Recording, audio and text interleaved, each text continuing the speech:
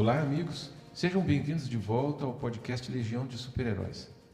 Ao longo de vários episódios, nós temos apresentado aqui uma série de super-heróis e de super-heroínas que têm povoado a nossa imaginação e os nossos desejos ao longo do tempo. E em quase todos os casos, esses heróis têm sido descritos como os seres mitológicos modernos, como se fossem os deuses da mitologia grega adaptados ao nosso tempo e aos desejos da nossa cultura. Pois olha, a mitologia muitas vezes é definida como aquelas histórias ou relatos de eventos históricos que servem para revelar parte da visão de mundo de um povo ou, de uma certa maneira, explicar uma prática, uma crença ou um fenômeno natural qualquer. Veja, a mitologia grega acabou apresentando explicações para a maioria dos fenômenos daquele tempo inicial da humanidade, todos eles se encontrando em alguma ação voluntária de algum deus específico. Esta é a definição que muitos de nós estamos acostumados a ouvir quando esses exemplos mais comuns surgem das mitologias grega e romana. Por isso, não é tão absurdo pensar nos super-heróis das histórias em quadrinhos como um tipo de mitologia moderna. Mesmo que eles sejam personagens fictícios, usados principalmente para fins de entretenimento, eles são, sim, personagens de uma mitologia moderna. Se a gente examinar as semelhanças entre os super-heróis e os personagens mitológicos do passado, nós vamos nos dar conta de que eles cumprem as funções daqueles mitos. Olha, as histórias de super-heróis têm de fato um paralelo com a mitologia antiga.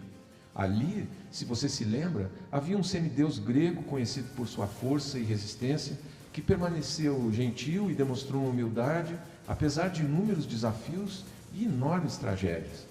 Com sua destreza extraordinária, ele poderia ter evitado os 12 trabalhos que lhe foram impostos. No entanto, ele voluntariamente passou por eles como uma forma até de expiar os seus pecados.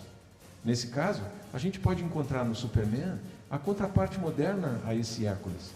Assim como Hércules, Superman é conhecido não apenas por sua força e seus poderes sobrenaturais, mas também por sua compaixão e pelo seu senso de moral. Essa referência a personagens mitológicos acaba mostrando bem as diversas semelhanças que os super-heróis modernos e os antigos heróis do passado têm em comum.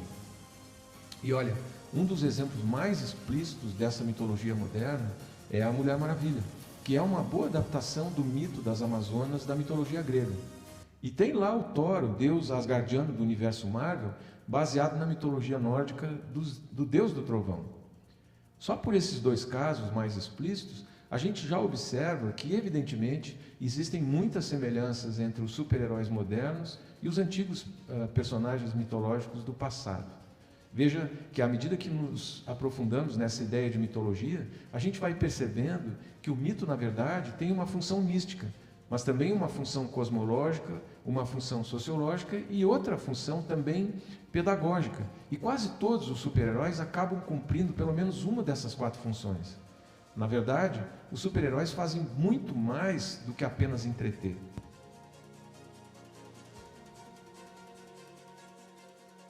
Os super-heróis e as suas histórias acompanharam a mim e a muita gente desde a infância até a idade adulta, desempenhando um papel fundamental na formação das nossas vidas, validando uma ordem social específica, olha aí a função sociológica, transmitindo valores e a função pedagógica, bem como dando sentido à nossa própria mortalidade, e aí de novo a função mística, e nos oferecendo também uma visão e um sentido ao nosso próprio universo. E olha a função cosmológica aí. Observe que a Mulher Maravilha serve como um bom modelo para muitas mulheres, reforçando a ideia de que as mulheres podem ser fortes e independentes e aí cumprindo a função sociológica do mito. Além disso, super-heróis como o Homem-Aranha e o Capitão América são frequentemente retratados como fortes, bem-humorados e de bom coração, o que faz deles modelos para o público mais jovem, incutindo valores morais como coragem, bondade e determinação, e cumprindo assim aquela função pedagógica do mito.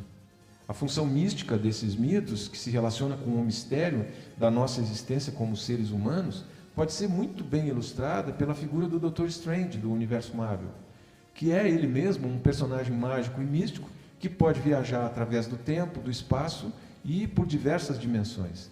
Nesse caso, a mitologia hindu aparece com alguma frequência quando se fala do livro de Vishanti, um livro de feitiços que é usado pelo Dr. Strange, que é quase uma referência ao Atharva Veda, um texto sagrado hindu que fala de conhecimento sobre espíritos. E, por fim, a função cosmológica, né, que explica o funcionamento do mundo, que pode ser encapsulada pelo universo dos super-heróis. Embora inúmeras mitologias religiosas continuem a ser usadas para dar sentido ao mundo, as gerações mais jovens, que não são assim tão ligadas na religião, agora estão aproveitando os super-heróis como meio de explicar o mundo para si mesmas. Dito isso, alguns podem se opor à ideia de super-heróis como mitologia moderna, já que os super-heróis são puramente fictícios. Ao contrário dos personagens mitológicos que as pessoas realmente acreditavam existir, os super-heróis são personagens inventados. Ninguém os adora como aos antigos deuses e deusas do Olimpo, erguendo templos e pagando tributos. Mesmo assim, a gente pode insistir nessa ideia de que os super-heróis são a nossa versão dos mitos gregos. É claro que eles não são o que os deuses do Olimpo eram para os gregos, mas sim, eles representam a sociedade em que vivemos hoje. Uma sociedade que reflete a tecnologia, as normas sociais, as atitudes e os valores da nossa geração. Como os nossos super-heróis são atemporais, eles podem acabar sendo conhecidos por muitas gerações no futuro, e assim eles acabam sendo um tipo de mitologia moderna. Embora possa sempre aparecer alguém que queira encerrar a conversa simplesmente dizendo que os super-heróis são fictícios, a ideia da mitologia moderna implica que devemos fazer algumas adaptações do passado no nosso contexto atual para que tenhamos interpretações mais significativas. E sempre podemos mandar esse alguém ler mais, estudar mais, para entender que os mitos da Grécia Antiga eram também representações de fenômenos que se buscava ainda compreender e explicar. E se for o caso, melhor mesmo é seguir para o alto e avante.